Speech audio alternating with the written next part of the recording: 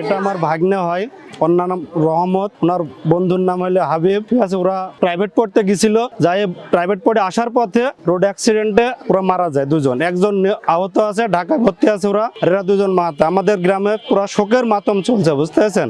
আমাদের বলার কোনো ভাষা নাই আসলে। আমরা এটা সবার কাছে অনুরোধ করবো এটুকুই, যে এরকম ছেলেদের হাতে যেন আর কোনো বাপ মা গাড়ি তুলে না দেয়। নিজেরই ছেলে শোনা এখন অ্যাক্সিডেন্ট হয়ে গেল, এখন কি করব? এখন গাড়ি ঘোড়া ভাই ভাইস্তির আত্মীয় স্বজনের সকলের আছে। এখন এই যদি মানুষ বদ্ধ করে ছেলেপেলি তো মানছে না, শুনছে না। ছেলেপেলির 2 বছর না বয়স হয়েছে গাড়ি দাও গাড়ি দাও গাড়ি দাও করে ছেলেপেলি অস্থির বানিয়ে দিয়েছে। এখন কি করবো বেটা? এখন নিজেরই আপ্তের মেয়েদের সব ছেলেপেলি। হ্যাঁ, গাড়ি না দেয় ভালো। মারে ভাই ছেলের সাথে অ্যাক্সিডেন্ট করে মরতে বেঁচে গেছে, আল্লাহ বাঁচিয়ে দিয়েছে। তখন এই ধরনের এই কাজ দিনে বেটা আর যদি না হয় দেশে এই গাড়ি ঘোড়া ছেলেপেলি কাটুন নিষেধ করি, মানা করে দেন।